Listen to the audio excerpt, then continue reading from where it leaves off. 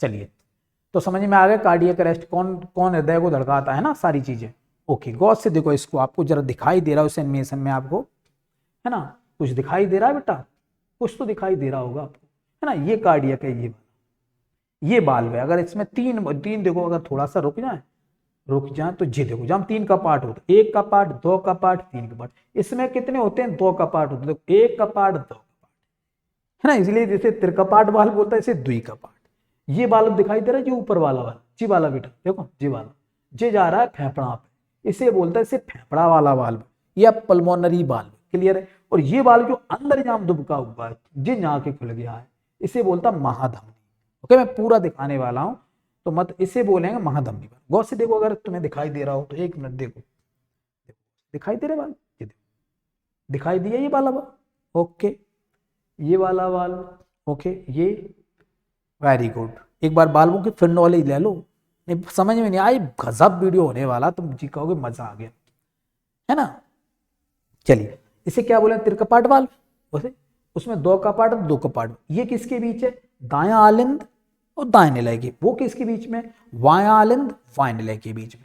ये कहाँ लगा हुआ है, फुफ्फुस से लगा हुआ है, फेफड़ा से।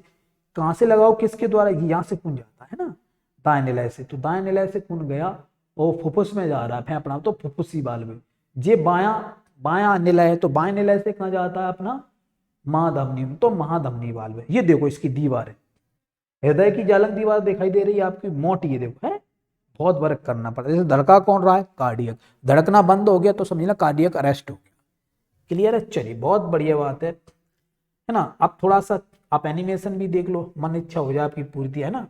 चलिए, आप कहोगे मजा आ गया, देखना मैं सब लेके आया हूं, देखो कुछ दिखाई दिया इसमें। हम क्या कह रहे हैं, आज की क्लास आपको लाजवाब मिलेगी, ठीक है ना। सारी चीजें हृदय से संबंधित, बता आप ईमानदारी से, इसे क्या कहेंगे, जी वाला, ये रहा आपका दायां आलिंद, और दायां आलिंद से कहाँ गया, दाएं निलय में, और दाएं निलय से ये देखो दाएं निलय में आया, और दाएं निलय से कहाँ गया बेटा, जे पुलमोनरी, है ना, पुलमोनरी यानी फेफड़ा में। दिखाई दे रहा है कि नहीं दिखाई दे रहा है ना।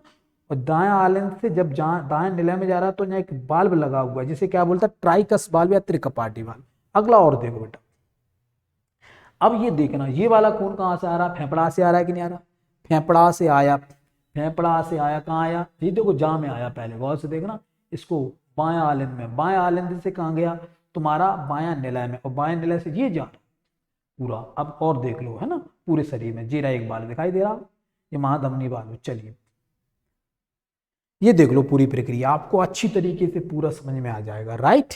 इधर कैसा दिखाई दे रहा है आपको, नीला नीला दिखाई दे रहा है ना, इसलिए अशुद्ध खून है। उधर कैसा, रेड रेड, तो उसे एकदम शुद्ध खून है। ओके, एक बार फिर बताओ, चलो बताओ जल्दी जल्दी, ये बताओ दाएं साइड शुद्ध खून है क्या शुद्ध है, तो कहोगे सर हृदय के दाएं पार्ट जो दिखाई दे रहा है ना, उसमें कैसा अशुद्ध, और बाईं साइड में हृदय का कैसा है, शुद्ध खून है। ओके, चलिए चलिए, बहुत बढ़िया, अच्छी बात है, आपकी समझ में तो आया ना। अरे चलिए, ये मैंने आपको बता रखी अच्छी तरीके से, है ना। जिससे खून आता है, जिन धमनियों के, उसे कहते हैं, सॉरी, जिन नसों के द्वारा खून आता है अशुद्ध हृदय में, उसे कहते हैं सिरा। अब बड़ी सिरा होंगी तो महासिरा कह देना। ऐसे हृदय से शुद्ध खून जब जाता है पूरे शरीर में, तो ये मान लेना कैसा जाता है, किनके द्वारा, धमनियों के द्वारा। बड़ी धमनी होगी तो उसे महाधमनी कहेंगे। ओके, ठीक है ना। चलिए, जैसे कि ये दिखाई दे रहा है आपको, जीवा नीचे, है ना, ये धमनी है आपकी। चलिए, अब पूछता जाता सर ये बताओ, ये तो समझ में आएगा हृदय कैसे काम करता है। हृदय से खून जाता कहाँ, पूरे शरीर में, पूरे शरीर से कहाँ जाता, पूरे शरीर में कहाँ जाता है, पूरे शरीर में छोटे छोटे अंगों में जाता है। छोटे छोटे अंगों में कहाँ, अरे कोशिका के भीतर जाता है। कोशिका के भीतर भी कहाँ जाता, माइटोकॉन्ड्रिया में जाता है, जहां होता असली श्वसन। मैं वहीं बताऊंगा, अभी श्वसन पूरा नहीं पढ़ा आपने, ये श्वसन के अंदर है ये सब कुछ, ठीक ध्यान रखना है ना।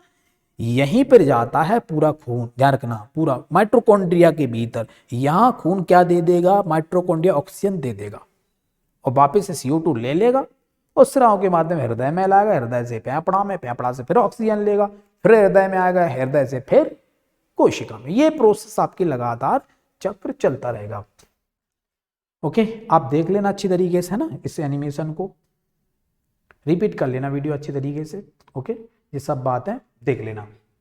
ओके, इतनी बात आपने सर समझा दी, बहुत मजा आया। अब आगे ये बताओ, ये तो ठीक है आपने बता दी हमें, कुछ और जानकारी। देखो बेटा, बीपी का पहले तो ये जान लो, मैंने आपको धमनियां कल बता रखी हैं, प्लीज वो वीडियो पहले देखें। एक बात देखें, बीपी, बीपी का सूत्र क्या होता है। देखो बेटा, बीपी का सूत्र इतना होता है, ब्लड प्रेशर का फॉर्मूला ही पूछा जाता है, तो बीपी का इतना मान लेना, ये लिखा हुआ है सिस्टोलिक बटे डायस्टोलिक।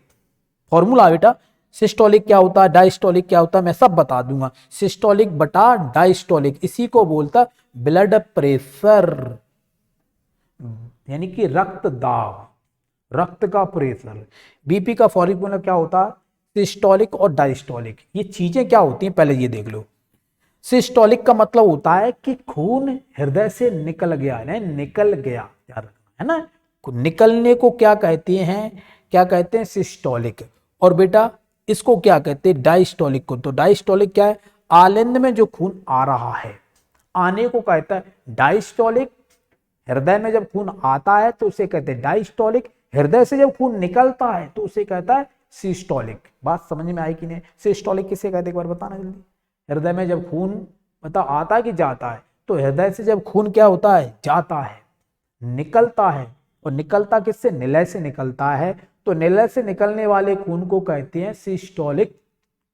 और जो आलिंद में खून जो आता है उसे क्या कहता है, डायस्टोलिक। क्लियर है। अब एक बात बता, ईमानदारी से बताना अगर तुम पढ़ रहे हो तो, ठीक है। ये बताओ, जो अपना हार्ट है वो किसको खून करेगा, पंप करेगा, खून को क्या करेगा, पंप कर देगा अपना हार्ट। ओके ठीक है, बहुत बढ़िया बात है। अब एक बात बताना ईमानदारी से तुम, सही सही ये बताओ, जब अपना खून पंप करता है नीचे से, ऐसे नीचे से ऊदा दे देता है खून, ऊदा समझते हो ना, धक्का दे देता है खून को, नीचे से निलाई तो देता है, तो पूरा ताकत लगा के देगा, देगा कि नहीं देगा। तो खून काय में दौड़ेगा भाई साहब, आप कहोगे सर धमनियों में दौड़ेगा।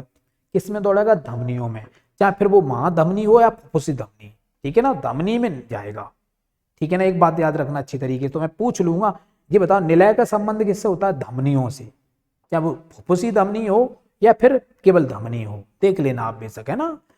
और सिराओं का संबंध किससे होता है, आलिंद से। तो खून को धक्का कौन देता, तो कहोगे निलय देता है। निलय कितनी स्पीड से देता है, कितना प्रेशर लगा देता है, तो बाबूजी आप नाप लेना।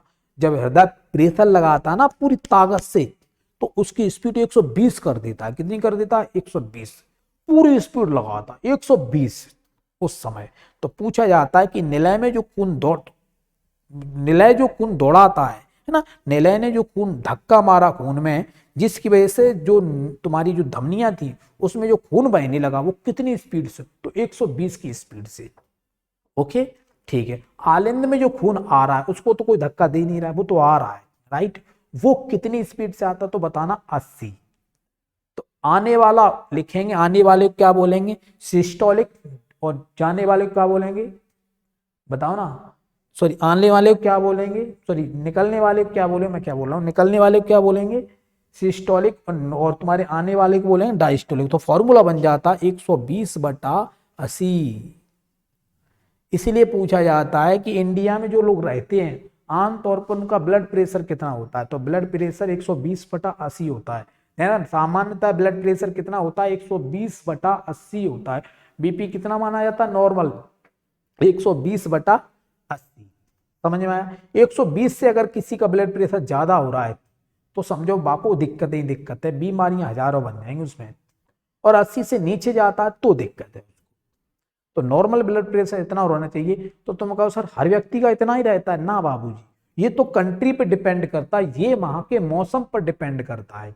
यूरोप की कंट्रियों में चलिए तो वहां तो ब्लड प्रेशर और ही कम है, अपना थोड़ा ज्यादा, अफ्रीका के देशों में चले वहां ब्लड प्रेशर ज्यादा होगा, है ना। तो ये तो मौसम पर डिपेंड करता है, वहां की जलवायु पर डिपेंड करता है, आप किस जलवायु में रह रहे हो उस पर डिपेंड करता है ब्लड प्रेशर। क्लियर है, ब्लड प्रेशर समझ में आ गया। ओके, निकालना हो जब भी, है ना।